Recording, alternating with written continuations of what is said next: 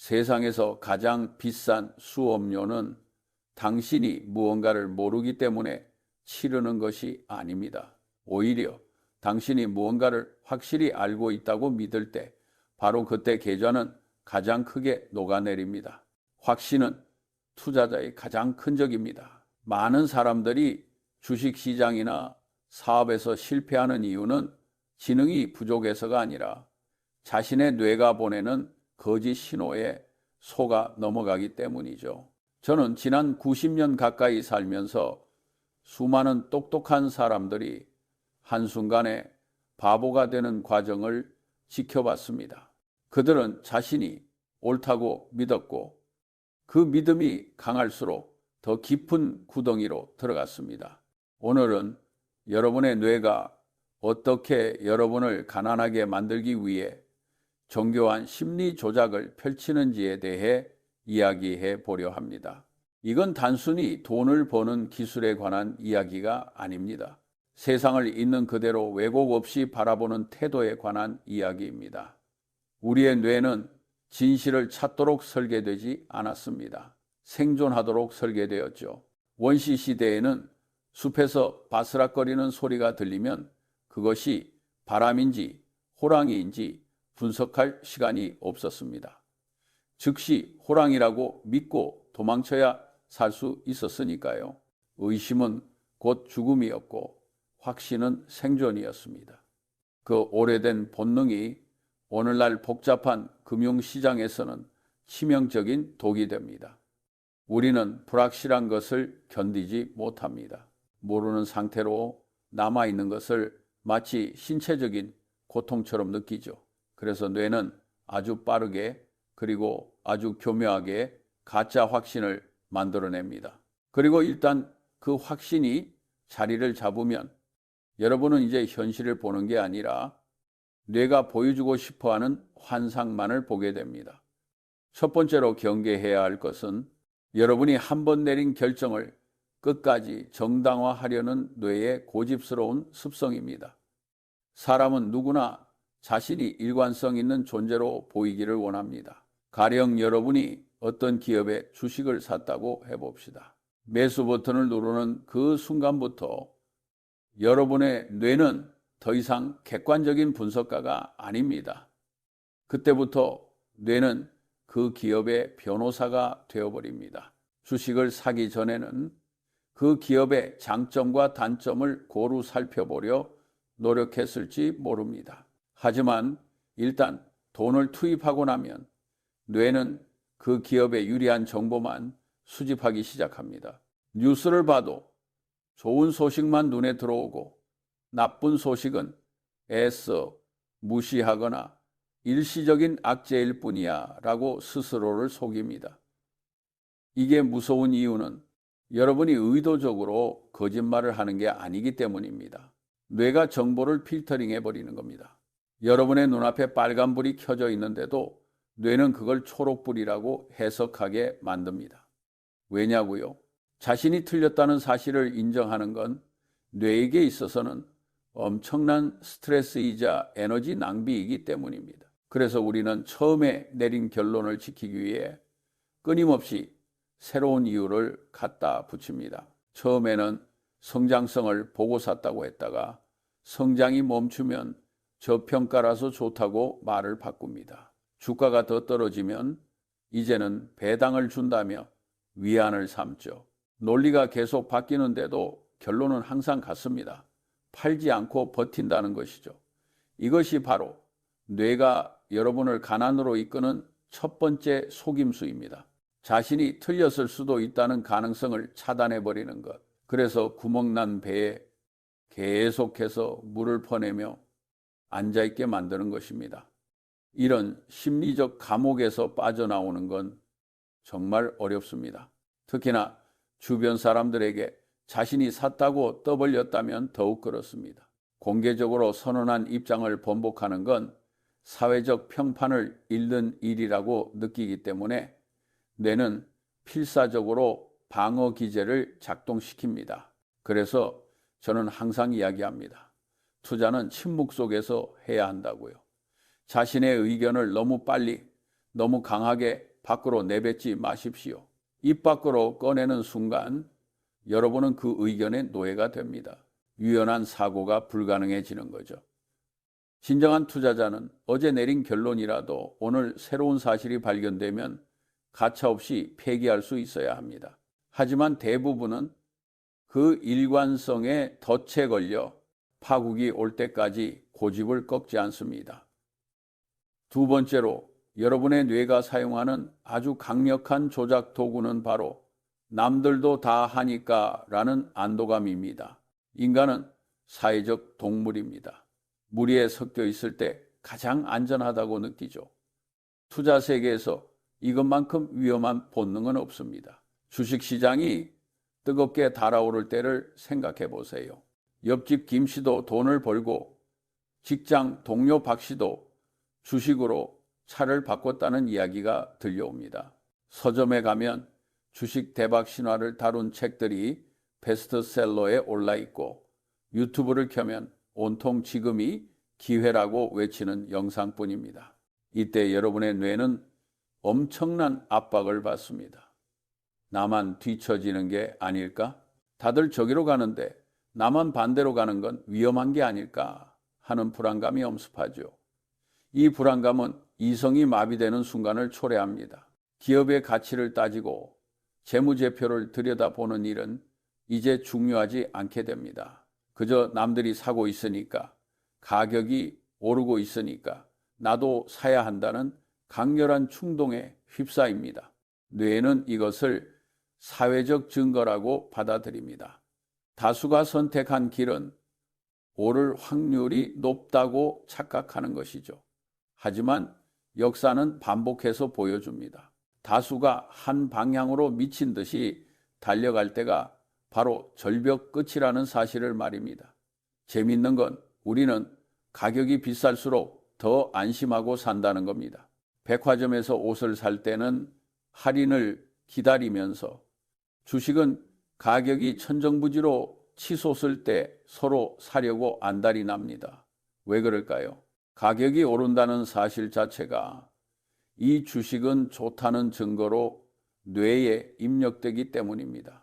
다른 사람들이 더 비싼 가격에 사주고 있다는 사실이 내 판단이 틀리지 않았다는 가짜 확신을 심어주는 겁니다. 반대로 폭락장에서는 아무도 거들떠보지 않습니다. 남들이 공포에 질려 도망칠 때 뇌는 같이 도망치라고 소리칩니다. 혼자 남겨지는 공포를 견딜 수 없게 만드는 거죠. 그래서 대부분의 사람들은 가장 비쌀 때 사서 가장 쌀 때 팝니다. 뇌가 시키는 대로, 본능이 이끄는 대로 행동한 결과입니다. 이 집단 최면에 걸리지 않으려면 고독을 즐길 줄 알아야 합니다. 남들과 다르게 행동하는 것이 불편하지 않아야 합니다. 아니, 오히려 남들이 모두 예스라고 할 때 혼자 노라고 말하는 것에서 묘한 희열을 느낄 정도가 되어야 합니다. 하지만 이건 말처럼 쉽지 않습니다. 우리 뇌의 보상회로는 타인에게 인정받고 무리에 소속될 때 도파민을 뿜어내도록 진화했으니까요. 대중과 반대로 가는 건 마치 뇌에 고문을 가하는 것과 같은 스트레스를 줍니다. 하지만 부자가 되려면 그 스트레스를 기꺼이 감수해야 합니다. 사실 따지고 보면 간단합니다. 모두가 좋아하는 주식은 필연적으로 비쌀 수밖에 없고 비싼 가격에 사면 수익을 낼 확률은 낮아집니다. 반대로 모두가 싫어하고 외면하는 곳에 헐값에 거래되는 보석이 숨어 있죠. 이 단순한 이치를 뇌의 소속 욕구가 가로막고 있는 겁니다. 세 번째로, 그리고 어쩌면 가장 해결하기 힘든 조작은 바로 현실 부정입니다. 뇌는 고통을 싫어합니다. 그래서 감당하기 힘든 현실을 마주하면 아예 그 사실을 지워버리거나 왜곡해서 받아들입니다. 투자에서 손실이 났을 때를 생각해 보세요. 30%, 50%라는 숫자가 찍힌 계좌를 볼 때 뇌는 처음에는 충격을 받지만 곧이어 방어막을 칩니다. 이건 확정된 손실이 아니야. 안 팔면 그만이야 라고 속삭이죠. 물론 장기적인 관점에서 버티는 것이 맞을 때도 있습니다. 하지만 기업의 펀더멘털이 완전히 망가졌는데도 단지 손실을 확정짓는 고통이 싫어서 눈을 감아버리는 건 현실 부정입니다. 더 나아가 뇌는 우리가 통제할 수 없는 것들을 통제할 수 있다고 믿게 만듭니다. 이것이 통제 환상입니다. 투자자들은 종종 자신이 열심히 공부하고 차트를 분석하면 미래의 주가를 맞출 수 있다고 믿습니다. 모니터 앞에 앉아 있는 시간이 길어질수록 수익률이 높아질 거라고 착각하죠. 하지만 시장은 여러분이 얼마나 열심히 노력했는지 전혀 관심이 없습니다. 내일의 날씨를 우리가 결정할 수 없듯이 단기적인 시장의 변동 또한 우리가 어찌할 수 있는 영역이 아닙니다. 그런데도 뇌는 자꾸만 인과관계를 만들어냅니다. 내가 팔았으니까 올랐어. 내가 샀으니까 떨어질 거야 라는 식으로 모든 것을 자기 중심적으로 해석하려 들죠. 이런 과도한 자의식과 현실 부정은 필연적으로 잦은 매매를 부릅니다. 가만히 있는 것을 견디지 못하는 겁니다. 무언가 행동을 해야만 상황을 통제하고 있다고 느끼기 때문입니다. 사실 투자의 세계에서 돈은 활동에서 나오는 것이 아니라 인내에서 나옵니다. 좋은 기업을 발견했다면 그저 엉덩이를 무겁게 깔고 앉아 있는 것이 최선일 때가 많습니다. 하지만 뇌는 지루함을 싫어합니다. 끊임없이 자극을 원하고 뭔가 새로운 것을 찾아 헤매게 만듭니다. 그래서 멀쩡한 주식을 팔고 급등하는 테마주를 기웃거리게 만들죠.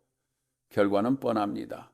수수료와 세금으로 돈이 새어나가고 결국 좋은 기회마저 놓치게 됩니다. 여기서 한 걸음 더 들어가 봅시다. 뇌가 여러분을 망치는 네 번째 방법은 바로 질투라는 감정입니다. 사실 앞서 말한 것들보다 이것이 훨씬 더 교활하고 파괴적입니다. 기독교의 7대 죄악 중에서 질투만이 유일하게 아무런 쾌락을 주지 않는 죄악입니다. 탐식은 먹는 즐거움이라도 있고 나태는 쉬는 즐거움이라도 있죠. 하지만 질투는 어떻습니까? 100% 고통뿐입니다. 그런데도 뇌는 끊임없이 남과 나를 비교하도록 설계되어 있습니다. 한국 사회를 보면 이런 경향이 특히 강하게 느껴집니다. 옆집이 아파트를 사서 5억을 벌었다는 소리를 들으면 여러분의 뇌는 마치 자신이 5억을 잃어버린 것 같은 고통을 느낍니다. 이 상대적 박탈감은 이성을 마비시키는 가장 강력한 독약입니다. 나만 바보가 된 것 같다는 그 끔찍한 기분 때문에 평소라면 절대 거들떠보지도 않았을 위험한 투기판에 뛰어들게 됩니다. 누군가가 나보다 빨리 부자가 되는 꼴을 못 견디는 것, 이것이 수많은 사람들을 파산으로 몰고 가는 가장 큰 원인입니다. 기억하십시오. 다른 사람이 멍청한 짓을 해서 돈을 벌었다고 해서 당신도 멍청한 짓을 따라해야 한다는 법은 없습니다. 누군가는 항상 당신보다 빨리 부자가 될 겁니다. 그건 자연의 섭리입니다. 그걸 인정하지 못하고 나도 빨리를 외치는 순간 당신의 뇌는 합리적 사고를 멈추고 도박 모드로 전환됩니다. 저는 항상 말합니다. 질투는 미친 짓을 하게 만드는 연료라고요. 여러분의 계좌를 지키고 싶다면 남들의 성공에 박수치고 신경을 끄는 훈련부터 해야 합니다. 그게 안 되면 투자는 필패입니다. 다섯 번째로 여러분이 경계해야 할 뇌의 속임수는 보상에 대한 맹목적인 반응입니다. 저는 평생을 살면서 이 한 문장이 진리라는 것을 깨달았습니다. 나에게 인센티브를 보여주면 나는 결과를 보여줄 수 있다. 사람들은 자신이 도덕적이고 이성적으로 행동한다고 믿지만 사실은 보상 체계에 따라 무의식적으로 행동합니다. 이것이 투자에서 왜 중요할까요? 여러분에게 조언을 해주는 사람들을 생각해 보십시오. 은행 창구 직원, 증권사 브로커, 유튜브의 전문가들, 그들의 인센티브는 어디에 있습니까? 그들은 여러분이 돈을 벌어야 돈을 버는 게 아닙니다. 여러분이 매매를 해야 돈을 법니다. 수수료가 그들의 생존 수단이니까요. 그런데 여러분의 뇌는 권위를 가진 전문가가 추천하면 무의식적으로 신뢰하려 합니다. 설마 나한테 나쁜 걸 권하겠어? 라고 생각하죠. 하지만 그건 그 사람이 나빠서가 아닙니다. 그저 그들의 뇌가 그렇게 행동하도록 인센티브에 의해 프로그래밍 되어 있을 뿐입니다. 저는 옛날부터 이발사에게 제가 머리를 자를 때가 됐나요? 라고 묻지 말라고 했습니다. 이발사의 대답은 항상 내일 테니까요. 금융시장도 똑같습니다. 여러분의 뇌는 복잡한 이해관계를 따지기 귀찮아합니다. 그래서 전문가라는 라벨이 붙으면 쉽게 의탁하려 하죠. 하지만 여러분의 돈을 여러분만큼 아끼는 사람은 세상에 없습니다. 타인의 추천을 맹신하는 것은 고양이에게 생선을 맡기고 잠을 자는 것과 같습니다. 인센티브 구조를 이해하지 못하면 여러분은 항상 누군가의 먹잇감이 될 뿐입니다. 마지막으로 뇌가 저지르는 가장 큰 실수는 어려운 문제를 풀려고 하는 것입니다. 뇌는 똑똑해 보이고 싶어 합니다. 남들이 못 푸는 난해한 문제를 풀어서 수익을 내면 더 짜릿함을 느끼죠. 하지만 투자는 다이빙 점수와 다릅니다. 난이도 높은 공중제비를 돌았다고 가산점을 주지 않습니다. 쉬운 문제를 풀어도 돈은 똑같이 벌립니다. 그런데도 사람들은 굳이 복잡한 차트를 그리고 이해하기도 힘든 첨단 기술 기업의 미래를 예측하려 애씁니다. 저는 제 책상 위에 3개의 상자를 둡니다. 진행, 보류, 그리고 너무 어려움. 제 투자 대상의 90%는 너무 어려움 상자로 들어갑니다. 제가 이해할 수 없는 비즈니스, 예측할 수 없는 미래는 과감히 버립니다. 그래도 부자가 되는 데는 아무런 지장이 없습니다. 여러분의 뇌는 모든 기회를 다 잡아야 한다고 압박하겠지만 사실은 평생 20개의 구멍만 뚫을 수 있는 카드를 가지고 있다고 생각해야 합니다. 기회가 올 때까지, 내가 확실히 아는 쉬운 공이 날아올 때까지 방망이를 휘두르지 않고 기다리는 것, 그것이 진짜 지능입니다. 지루함을 견디는 것이야말로 뇌와의 싸움에서 승리하는 것입니다. 우리의 뇌는 직선적인 것에는 익숙하지만 복리라는 기하급수적인 마법은 직관적으로 이해하지 못합니다. 그래서 시간이 만들어내는 거대한 수익을 기다리지 못하고 자꾸만 무언가를 하려고 듭니다. 나무를 심어놓고 잘 자라고 있나 확인하려고 자꾸 뿌리를 뽑아보는 격이죠. 아무것도 하지 않고 가만히 있는 것, 그것이 때로는 가장 치열하고 적극적인 투자 행위라는 사실을 뇌에 각인시켜야 합니다. 이 모든 심리 조작들, 일관성에 대한 강박, 대중을 따르는 본능, 현실 부정, 질투, 인센티브에 대한 무지, 그리고 지루함을 못 참는 성급함. 이것들은 우리 뇌 깊숙한 곳에 뿌리 박혀 있습니다. 이것을 완전히 제거하는 건 불가능할지도 모릅니다. 우리는 기계가 아니라 인간이니까요. 하지만 적어도 내 뇌가 지금 나를 속이려 한다는 사실을 인지할 수는 있습니다. 메타인지라고 하죠. 내가 지금 내리는 판단이 정말 이성적인 근거에 의한 것인지 아니면 단지 마음이 편해지기 위해 뇌가 만들어낸 합리화인지 끊임없이 의심해 봐야 합니다. 저는 평생을 어떻게 하면 멍청한 짓을 피할 수 있을까를 고민하며 살았습니다.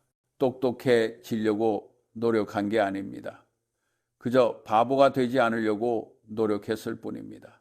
그런데 놀랍게도 바보 같은 실수를 하나씩 지워나가는 것만으로도 결과는 평균 이상이 되더군요. 대부분의 사람들은 너무 똑똑해지려고 애쓰다가 제풀에 넘어집니다. 복잡한 수식을 쓰고 남들이 모르는 정보를 찾으려 혈안이 되죠. 하지만 정작 자신의 마음속에서 일어나는 편향과 오류는 들여다보지 않습니다. 진정한 위험은 시장에 있는 게 아니라 바로 거울 속에 있는 여러분 자신에게 있습니다. 그러니 부디 너무 확신하지 마십시오. 여러분이 틀릴 수 있다는 사실을 항상 염두에 두십시오. 워런과 제가 항상 하는 말이 있습니다. 능력의 범위를 알라는 것입니다. 내가 무엇을 모르는지 아는 것이 내가 무엇을 아는지 아는 것보다 훨씬 중요합니다.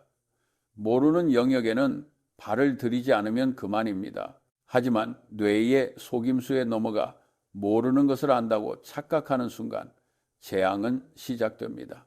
이번엔 달라. 내가 확실한 정보를 들었어 라는 생각이 들 때가 가장 위험한 순간임을 기억하세요. 문제를 거꾸로 뒤집어 생각하는 습관을 들이십시오. 저는 항상 내가 어디서 죽을지 알면 그곳에 가지 않겠다고 말합니다. 성공하는 법을 찾기보다 실패하는 법을 찾아서 그것을 피하십시오. 빚을 내서 투자하지 않고 모르는 것에 돈을 넣지 않고 나쁜 사람과 어울리지 않는 것. 이것만 지켜도 여러분은 이미 상위 10%입니다. 복잡하게 생각하지 마십시오. 단순함이 궁극의 정교함입니다. 투자는 결국 심리 게임입니다. 차트를 잘 보는 기술이나 재무제표를 분석하는 능력도 중요하지만 그보다 더 중요한 것은 자신의 기질을 다스리는 능력입니다. 탐욕과 공포 그리고 자만심을 통제하지 못하면 아무리 좋은 지식을 가지고 있어도 소용이 없습니다. 뇌는 계속해서 여러분을 꼬드길 겁니다. 지금 안 사면 늦어. 손절하기엔 너무 아까워. 내 분석은 완벽해. 저 친구보다는 내가 더 벌어야 해 라고 말이죠. 그 달콤하고도 초조한 속삭임을 경계하세요. 그리고 한 걸음 물러나서 차갑게, 아주 차갑게 상황을 다시 바라보세요. 오늘 제가 드린 말씀이 여러분의 투자 여정에 작은 쉼표가 되었으면 합니다. 당장 내일 아침 주식 시장이 열리면 또다시 수많은 유혹과 소음이 여러분을 흔들겠지만 그때마다 잠시 멈춰서서 스스로에게 물어보십시오. 지금 나는 합리적으로 판단하고 있는가? 아니면 뇌의 속임수에 넘어가고 있는가? 그 질문 하나가 여러분의 자산을 지켜줄 가장 든든한 방패가 될 것입니다. 긴 이야기 들어주셔서 감사합니다.